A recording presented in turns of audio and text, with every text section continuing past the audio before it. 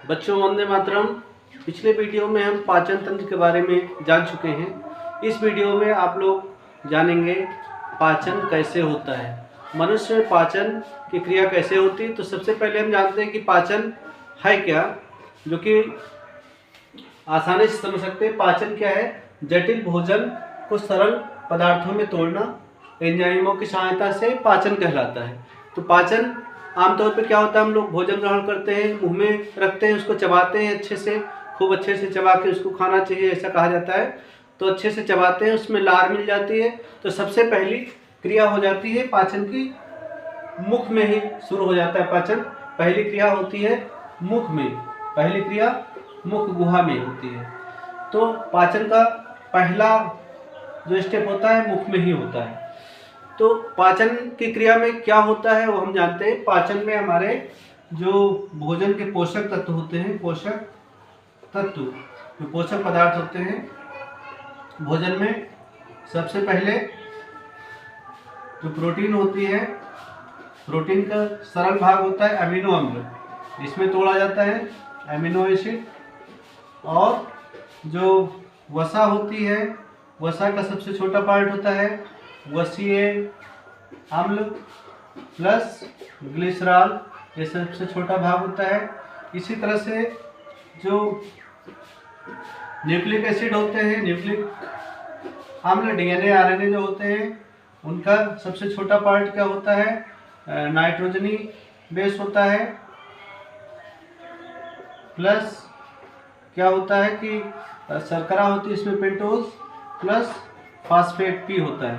तो इसमें तोड़ा जाता है। तो प्रोटीन, वसा और न्यूक्लिक एसिड का इस तरह से पाचन होता है। चौथी चीज जो हमारा कार्बोहाइड्रेट होता है, कार्बोहाइड्रेट। तो कार्बोहाइड्रेट जो जटिल होता है वो होता है पॉलीसेकेराइड, जैसे मंड। तो इसको तोड़ा जाता है सरल में मोनोसेकेराइड में, मोनोसेकेराइड में इसको तोड़ा जाता है। मोनोसेकेराइड्स का उदाहरण है जैसे ग्लूकोज। तो ग्लूकोज से ही हम लोगों को ऊर्जा मिलती है। तो ये पदार्थ ही शरीर में पहुंचते हैं, जिनसे शरीर में फिर से नए पदार्थ बनते हैं। तो पाचन की जो क्रिया है, पाचन के जो पहला चरण है, पाचन के सारे चरणों को, पाचन के जो सारे स्टेप्स हैं, उनको हम प्रमुख 5 भागों में बांट सकते हैं। आमतौर पे लोगों को जो है नहीं बताया जाता है, किताबों में नहीं लिखा रहता है, लेकिन आप अच्छे तरीके से समझ लीजिए कि पाचन जो होता है, पहला चरण होता है भोजन का अंतर्ग्रहण। मतलब हम लोग जो खाना खाते हैं, भोजन ग्रहण करते हैं, उसके बाद में उसको चबाते हैं अच्छे से। उसके बाद में होता है पाचन। पाचन की क्रिया में क्या होता है, जो पाचक रस होते हैं वो भोजन को सरल पदार्थों में तोड़ देते हैं। तो ये क्रिया पाचन कहलाती है। किसमें तोड़ देते हैं? प्रोटीन जो होती है अमीनो अम्ल में बदल जाती है, वसा उसी अम्ल और ग्लिसरॉल में बदल जाता है, न्यूक्लिक अम्ल और बदल जाता है, नाइट्रोजनी बेस, शर्करा और फास्फेट में बदल जाता है। कार्बोहाइड्रेट जो होता है जटिल वाला मंड जैसे है, तो ये ग्लूकोज में बदल जाता है। तो ये सरल भागों में टूट जाता है। इस क्रिया को संपूर्ण तौर पे पाचन कहा जाता है। इसके बाद में होता है अवशोषण। अवशोषण का मतलब सोखना। आहार नाल हमारी जो आंतें होती हैं वो पोषक पदार्थों को, इन पदार्थों को सोख लेती हैं और खून में ये पदार्थ पहुंच जाते हैं। तो इस क्रिया को हम कहते हैं अवशोषण। उसके बाद में चौथी क्रिया होती है स्वांगीकरण। स्वांगीकरण का मतलब ये पदार्थ शरीर में पहुंचकर कोशिकाओं में पहुंचते हैं, कोशिकाओं में विलीन हो जाते हैं, गायब हो जाते हैं। तो इस क्रिया को कहा जाता है स्वांगीकरण। उसके बाद में वह क्षेपण का मतलब होता है जो भी अपचित पदार्थ है उसको शरीर से बाहर निकालने की क्रिया। हम लोग लैट्रिन जाते हैं तो एक क्रिया क्या कहलाती है? वह क्षेपण कहलाती है। तो शरीर से अपचित पदार्थों को बाहर निकालना वह क्षेपण कहलाता है। तो 5 क्रियाएं हो गई पाचन के अंतर्गत। भोजन का अंतर्गत पाचन, अवशोषण, स्वांगीकरण, वह क्षेपण। तो सबसे ज्यादा हम पाचन पर फोकस करते हैं। सबसे पहले पाचन क्या है?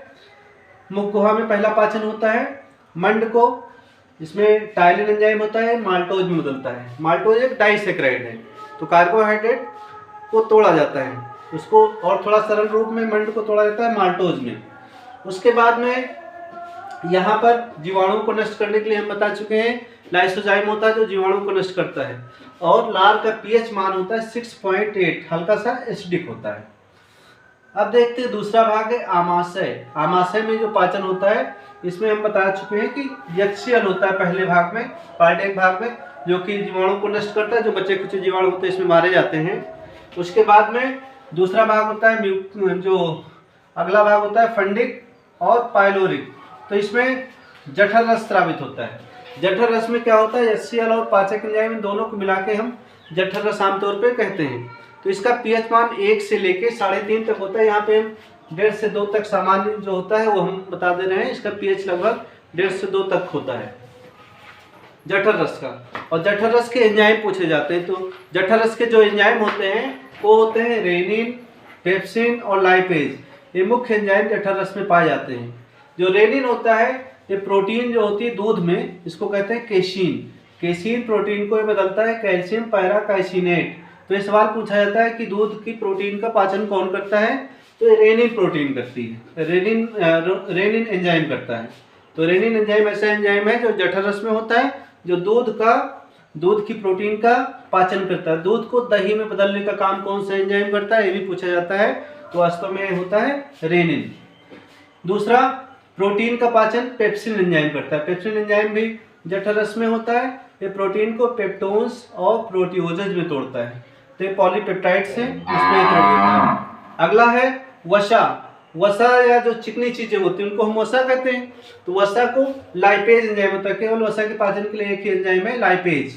तो ये ट्राइग्लिसराइड्स में तोड़ता है। बहुत कम मात्रा में वसा का पाचन होता है आमाशय में वास्तव में। तो इस तरह से 3 एंजाइम इसमें आमाशय में काम करते हैं। तीसरा जो पाचन की क्रिया होती है छोटी आंत में होती है। तो छोटी आंत में अग्न्याशय रस मिल जाते हैं। यहाँ पे आप देख रहे हैं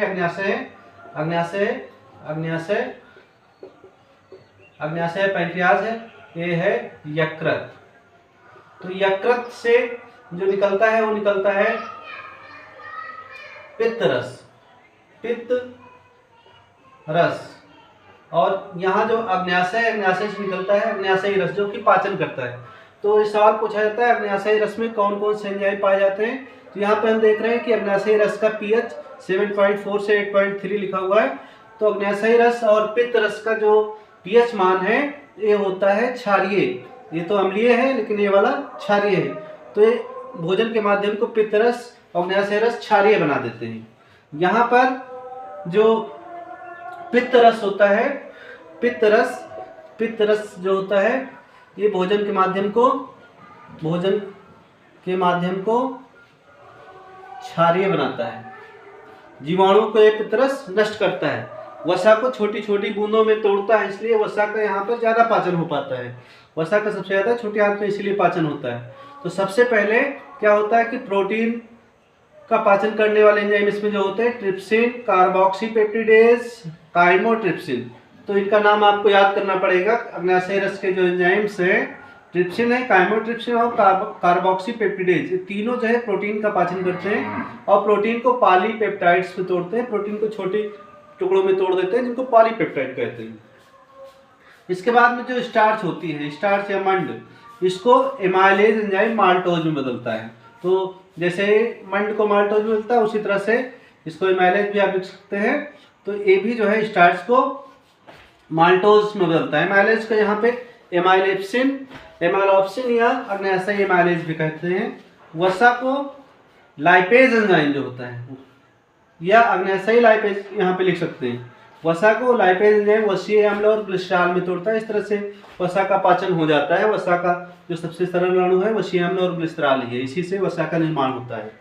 तो ये सरल अणु में टूट जाती है वसा। अब न्यूक्लिक एसिड, डीएनए और आरएनए, इसको बदलते हैं न्यूक्लियेज एंजाइम होते हैं, जो कि इसको पहले तो न्यूक्लियोटाइड्स में बदलते हैं, उसके बाद में न्यूक्लियोटाइड्स में बदलता है। फास्फेट इसका अलग हो जाता है। तो फास्फेट अलग हो जाता है, सिंपल फास्फेट अलग होने पे न्यूक्लियोसाइड्स बचती है। तो इसका पाचन आगे जाके होता है। तो न्यूक्लियेजेस जो होते हैं न्यूक्लिक एसिड को बदल देते हैं न्यूक्लियोसाइड्स और फास्फेट में। अगला जो भाग है आंतरी रस। आंतरी रस जो होता है ये आंतों की दीवारों से आंतरी रस निकलता है, तो इसलिए इसको नाम रखा गया इंटेस्टाइनल जूस या आंतरी रस।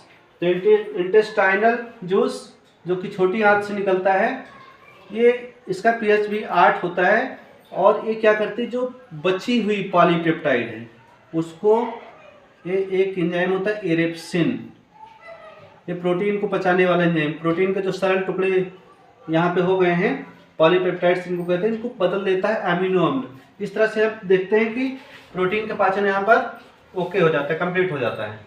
अब वसा जो बची खुची होती है, यहाँ पे लाइपेज एंजाइम होता है, वसी हम लोग ग्लिसरॉल में तोड़ देता है। इस तरह से वसा का भी पाचन कंप्लीट हो जाता है। इसके बाद में माल्टोज, लैक्टोज, सुक्रोज। तो माल्टोज क्या है, जो हमारी कार्बोहाइड्रेट माल्टोज जो होती है पाई जाती है जौ में, माल्ट में पाई जाती है, तो इसका नाम हो गया माल्टोज। लैक्टोज, लैक्टोज ये दूध में पाई जाती है।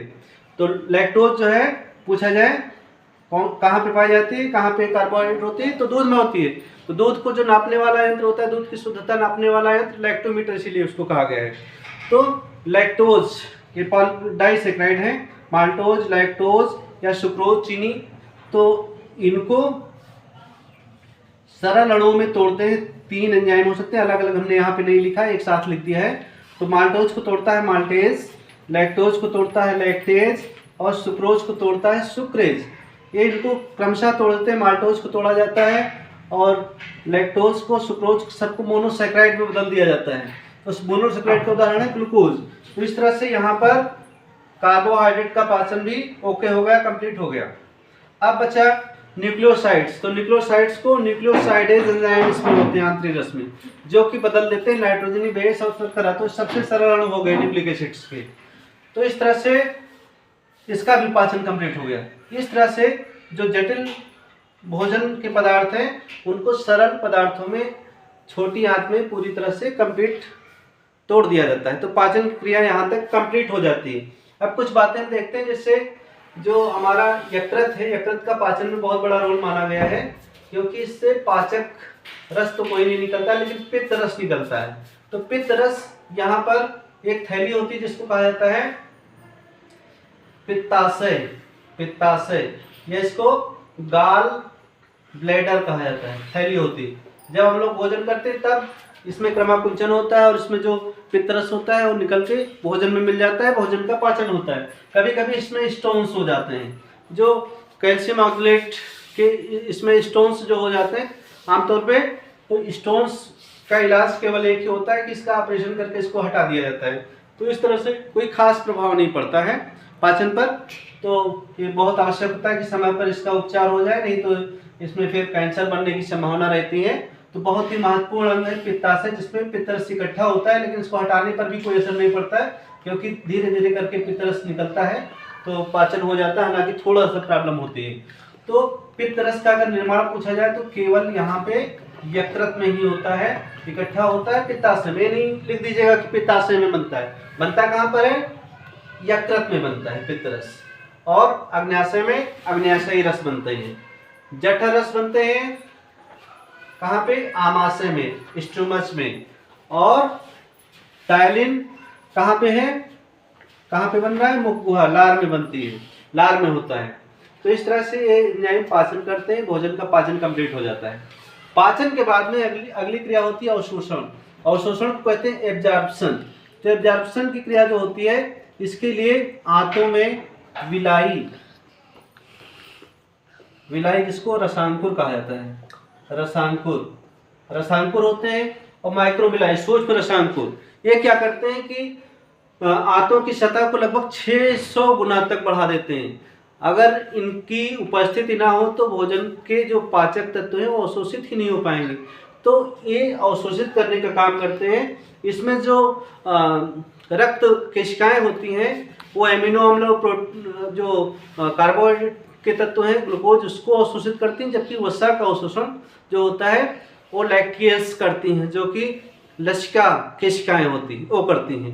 ये भी सवाल पूछा जाता है कि इसका अवशोषण कौन सी नलिकाएं करती हैं, तो इसका अवशोषण प्रोटीन्स का जो पदार्थ बनता है अमीनो अम्ल और ग्लूकोज का अवशोषण करते हैं रक्त केशिकाएं, जबकि लसिका नलिकाएं जो करती हैं वो वसा का जो पदार्थ होता है वसीय अम्ल ग्लिसरॉल का अवशोषण करती हैं।